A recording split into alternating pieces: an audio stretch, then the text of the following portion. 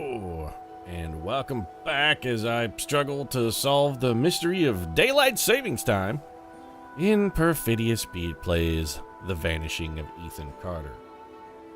The Vanishing of Ethan Carter, more like the vanishing of an hour out of my life every year. I mean, this clock says it's 7:04, but is it? Is it?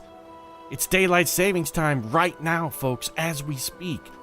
And it could be 7:04, but it could also be 6:04 in disguise. I want to know why. I want to know the mystery. Why does the government insist on stealing an hour from all of us citizens once a year? They steal that hour. And more importantly, what are they doing with all that stolen time? Wake up, sheeple. The government, they're taking our time. And can't you see that they're taking all of that unused time and storing it up to fuel their time machine so that they can go back in time to the past and make sure that JFK never gets shot, thus denying Stephen King millions of dollars he made writing 11/23/63? It's an elaborate and ridiculously convoluted conspiracy, but that's what it is. That's why you don't see it coming. They're too subtle. It's a super high-tech covert war on art, man. How else do you explain the fact that there have been 5 Transformers movies? If not for the government using stolen time to fuel their time machine and go back to retroactively destroy storytelling. 5 of them! 5 Transformers movies.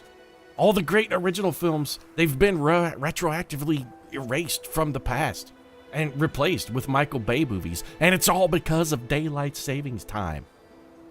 I'm telling you. Open your eyes, man. Open your eyes and see what's right in front of you. Like we need to open our eyes and maybe see what's right in front of us because we are still looking for this lost kid. Is he right in front of us? I mean, if we're not paying attention, we're never going to know. Pete, you seem awfully salty about the daylight savings time. You know, I am actually considerably salty about daylight savings time because it doesn't make sense. Like we don't really need it anymore. We're not beholden to the sun to produce all of the energy we need to make light to see and go about our daily lives. I mean, oh, Pete, all the fossil energy you're burning is basically just millions of years of stored sunlight, blah, blah. Yeah, whatever. We have LED lights now and incandescent bulbs and all of those things. And you know what? The power of the sun, it holds no dominion over us anymore. Soon we're just going to encase that bitch in a Dyson sphere so that none of its energy gets wasted, and we're tapping at 100% full efficiency. It's only a matter of time, son. We're coming for you. We're going to blot you out. Got to get rid of daylight savings time.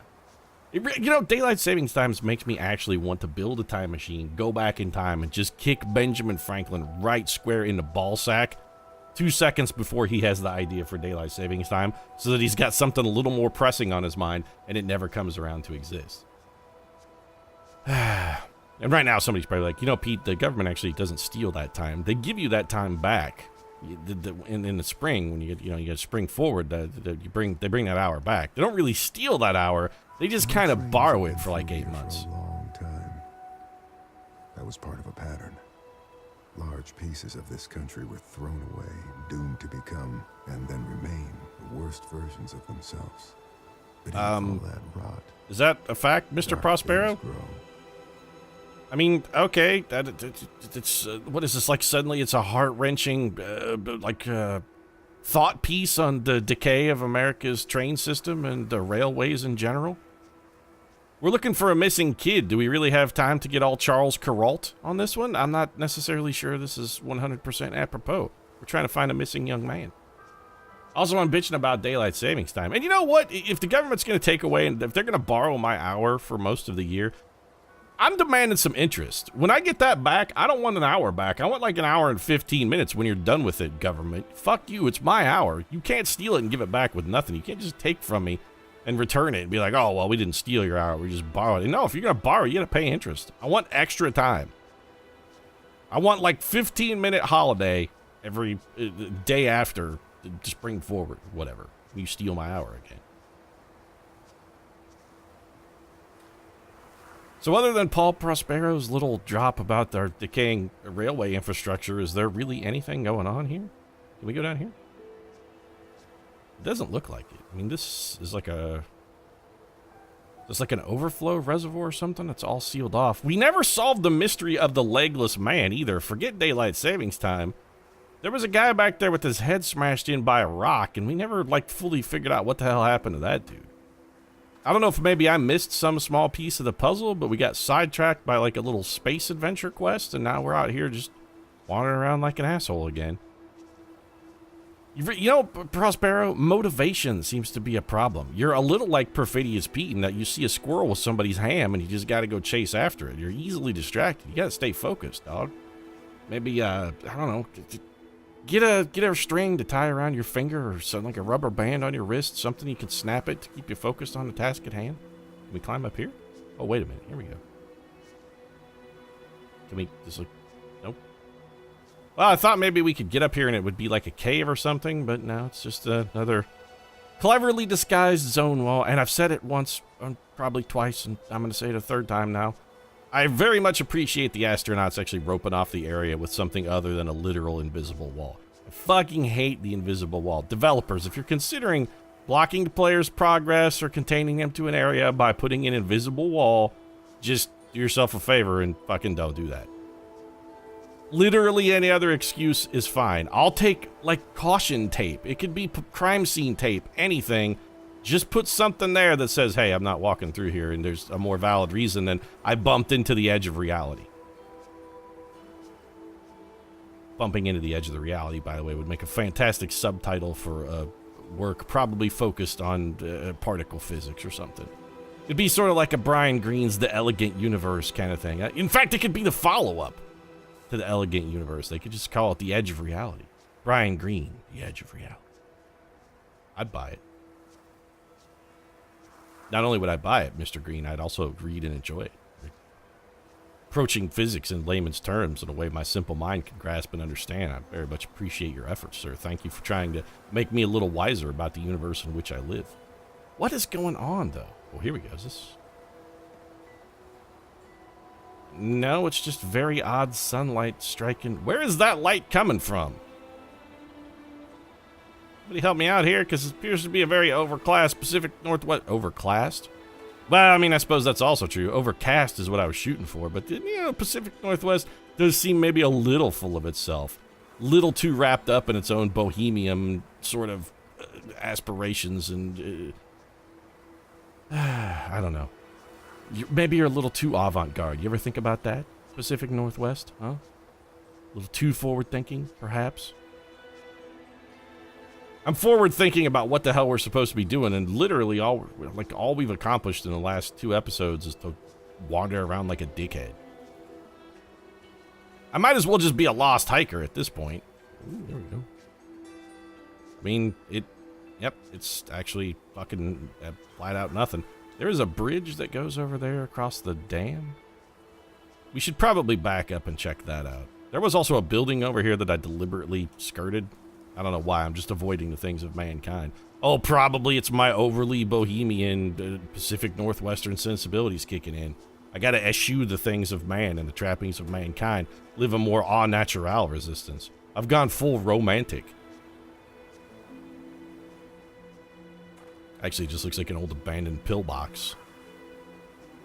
What was the purpose of this structure? Pursue. This is a railway crossing, clearly. A non-functional one. Leading from a road that parallels this track, but also goes nowhere. We're on the road to nowhere. Come on inside. Wait a minute. I thought that was an arrow pointing that way, but it's just a really odd texture in the dirt. A repeated texture, actually. Your tile set needs to be a little longer here, the astronauts. I don't like firing shots at art assets because I'm by no means creative or an artist, but still, when I'm noticing that little splotch of white over and over again every 12 feet, maybe got to lengthen it out here, throw in another couple extra textures and break that shit up a little bit so it's not quite so noticeable. I will praise you for the beauty of your game, because damn, look at this vista, though. I will praise you for the beauty of your game while simultaneously upbraiding you for the beauty of your game. It's just, you get no bygones from Perfidious Pete. I can praise you for a thing and then immediately punch you in the face for it, too. You're like, oh, God, it's so strikingly beautiful. Well, better get some gasoline and torches and burn down all this beauty, because it's an assault on the senses, and I just can't stand it. So there was a road that led down into that town. We've got like a creek that runs alongside a lake. This is definitely like some kind of overflow sort of spillway for runoff in case the water level rises too high. This tree is gorgeous. And yet, despite its gorgeous beauty, like all things, it too shall die. Shed its leaves into rot and decay and ruin. Just like this abandoned town and the corpse of that Ethan Carter kid you're still futilely searching for. Every version of people hurting each other, hurting themselves. And we blame it on compulsion, selfishness, madness. I suppose the... Yeah, but all of those things are causes, so... You can control it. There are things in this world that cannot be named.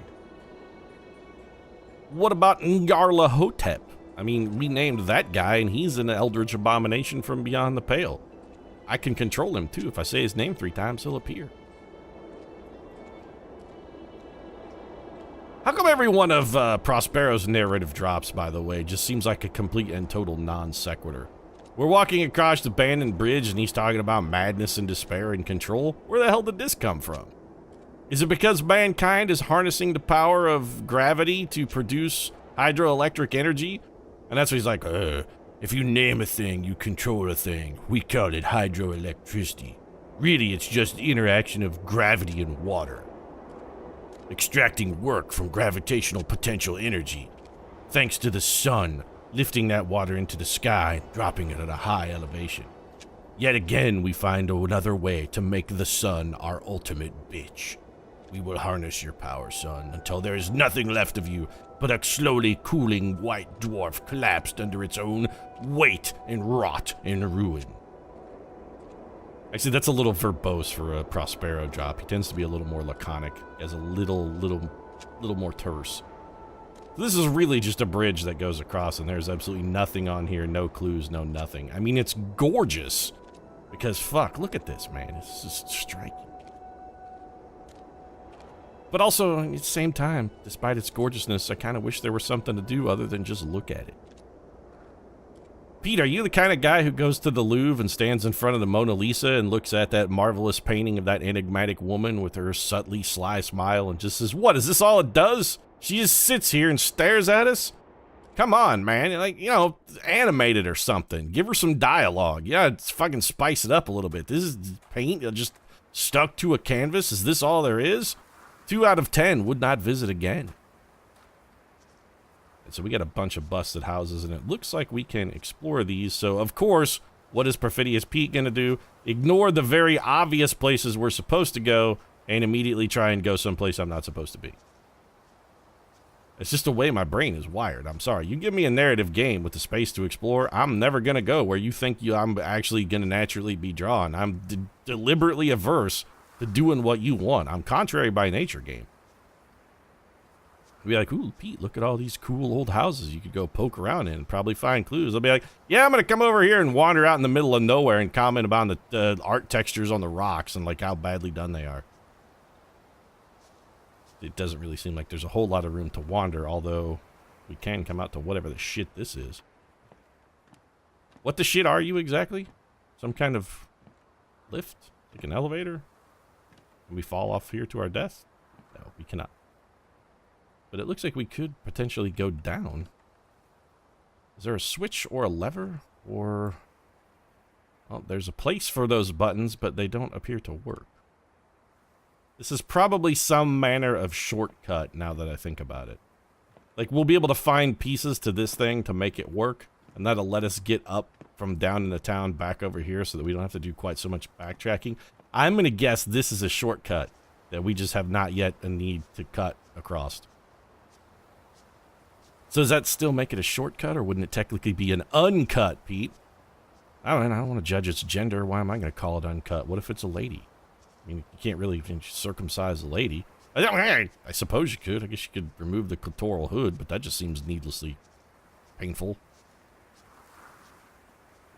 That's right. Perfidious Pete can go from video games to genital mutilation. Fucking just like that, man. That's the way my brain works. I can turn a 180 on that shit, and you'll never see it coming. The grass textures in this game may be the best grass textures I have ever seen, by the way. All of the grass looks fucking amazing. Home run, the astronauts on the grass. You guys have gotten grass better than anyone since Mary Louise Parker, rather, in Weeds. She did grass slightly better than you, but that's it. Apart from her, you guys are king.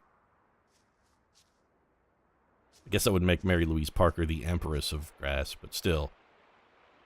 This is... I'm not one to be in nature. In fact, I sort of actively dislike being outside. This is about as close as I get to nature, but look at the grandeur. Mist rolling off the mountains, the sun up there in the sky, being the bitch of humankind. It's a great day to be alive. Can we go in here? Oh, there's a key. Hole. No key. What about in the main entrance? Can we go in here? Oh, this door is open. All right. Well, forget probable cause. The door was open. We can go in without a warrant. Fuck it. Paul Prospero can investigate whatever he wants. The door was open. It's only trespassing if it's locked. And we finally found a thing to interact with. All right, let's read this. This handwriting is overly elaborate, so I'm just bringing up the text version. I invoke the Boneless One. The one avoids, destroyer of ships, and he who is feared by the winds. Hear me. Great Minister Folklore, I wish to make a pact with you to confound my enemies and protect my possession. Use the doors of confusion to cloud their judgment. Seal the path with falsity and guile, and permit only those who can discern every true interior to pass. Anglon, tetragram, Vayachion, stimulation, as far as tetragrammation. Oliarum, Irion, Estion, Extion, Arionair, Onera, Orasiemosum, Messias Soter, Emmanuel Sabbath, Adonai te adoro et te invoco. Amen. That doesn't really feel like Latin, per se. Can we flip this a bad boy over? Well, I wanted to read the back, but... what the fuck is that? I don't remember that oozing portal of mist being there a moment ago. Also, I wanted to look at the back, and now I can't pick this up anymore. Did me reciting the invocation aloud open a portal to the Nameless One's realm so that I can go and look beyond the doors of falsity and see into the realm of guile? If it's the realm of guile, by the way, I have to assume it's going to be, like, just completely littered with badass hairstyles and wall-to-wall sonic booms! It's going to be the most badass realm of all time. Well, we have two portals to the Ether Dimension. One upstairs, one downstairs. I guess two roads diverging in a yellow wood. I'm going to take the one more traveled because Robert Frost can go straight to hell. Oh, so these must be the doors of confusion then? All right. Is there anything else through here besides the doors of confusion? What if I go upstairs? More doors of confusion. All right. Man, these things are literally everywhere, though, huh?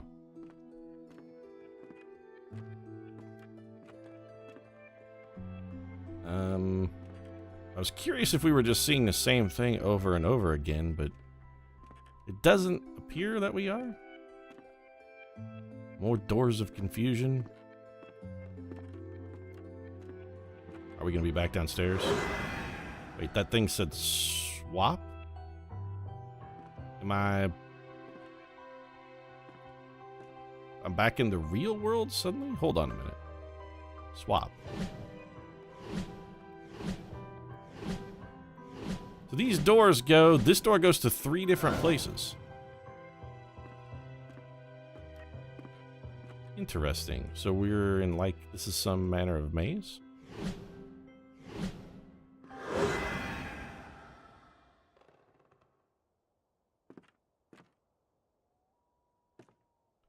Man, we should not have invoked the Boneless One. Okay, we're back to where we began. Yep. There's actually nothing written on the back of this.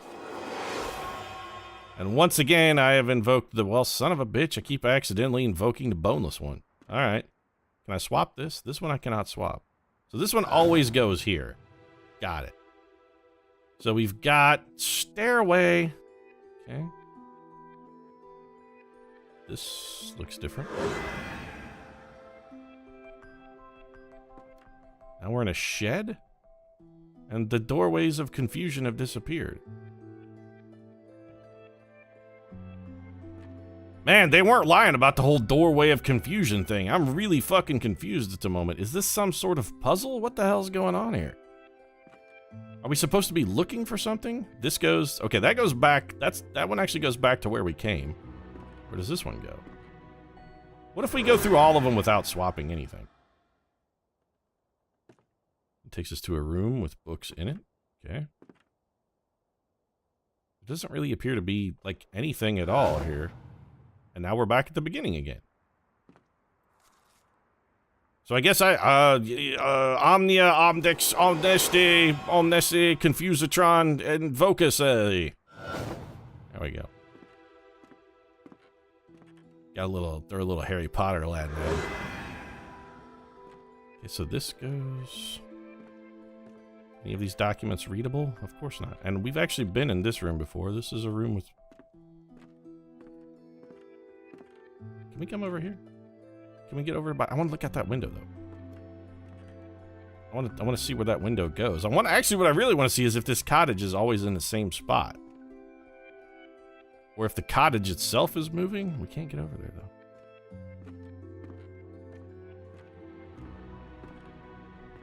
Oh, here we go. We can look out this window, though. It doesn't seem like the house has itself moved. The house appears to be fairly stationary. We're still... Yep, we're in the house of the confusing doors. Got it. You could spruce the place up a little bit, by the way. You know, this dump is never going to sell. Confusing doors and the invoking of the boneless one and all. But you're never going to sell this dump if you don't clean it up a little bit. I mean, come on, man. Little curb appeal. You got to work on the feng shui a bit. And let's go summon the boneless one again. Oh, mighty boneless one, I pay unto thee for you to call forth your many mysterious doors. Okay, let's do some swapping now.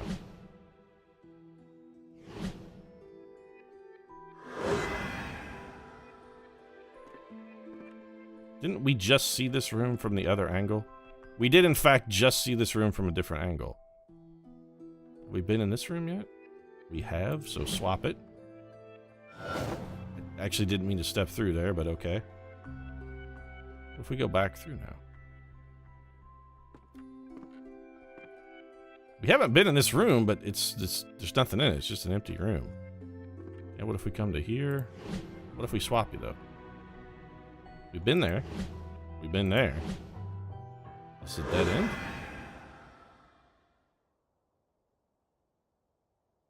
Dead end. Man, the house of the many confusing doors has me very much many confused. No, I can't. I don't want to go. Well. Okay. Once again, I invoke thee, the boneless one, to bring back the doors of confusion. You think the boneless one's sick of me yet? He's like, Jesus Christ, man, haven't you figured out this swapping puzzle yet? Good fucking Christ, man. Keep invoking me, the boneless one. I've got other shit to do, man. Get your fucking game together. You're gonna have to do better than this, bro. Okay. Swap you. Swap again. That goes into like a closet. Oh, we haven't been here. That goes back the way we came. We've definitely been in that room. We've been in there and not. What am I looking for? That's like right outside.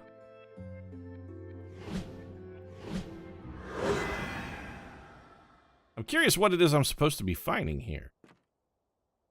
That goes back to the beginning. We don't want to go there. You go back to the beginning. Does every door go back to... Alright, boneless one. I'm actually getting a little bit sick of your shit here with the confusing nature and the invocations and whatnot. I've had about an ass full of you, sir. I don't know why I'm supposed to be here or what I'm supposed to be doing or if it even any of this even matters at all. So that goes... Let's just go up a floor. Oh, up a floor. I think this is the door we went through the first time. Where do you go? We've definitely been in there. And we've been in there. This goes back downstairs.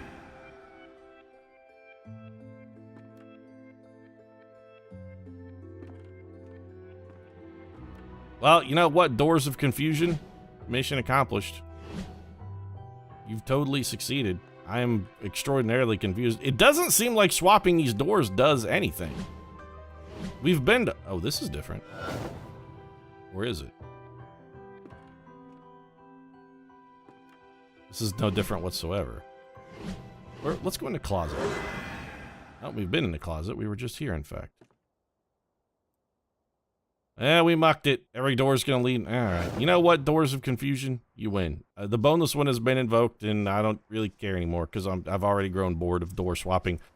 It doesn't even have, like, a boogeyman chasing me Scooby-Doo style to make it a door-slamming Fado farce. It's interesting to walk around your busted old ruined manor a dozen different times, but if there's a puzzle there, I was too stupid to figure out what that puzzle is, and also even more stupid to figure out how to not solve it. And, well, video games have given me a desperately short attention span, so I'm just probably gonna check out of the whole thing altogether. And in fact, I think I may just sit here at this park bench and just check out of the entire episode. If you enjoyed it, feel free to drop a like down in the comment section. Support really does mean a lot. If you'd like to go see what's in this weird old house, or maybe, I don't know, whatever the hell this thing is, looks like a power station, might consider subscribing as well. We'll be back with more of The Vanishing of Ethan Carter. If nothing else, we can wander around and fail to discover more puzzles together. It'll be great. Right now, though, thanks very much for watching, and I'll see you again soon.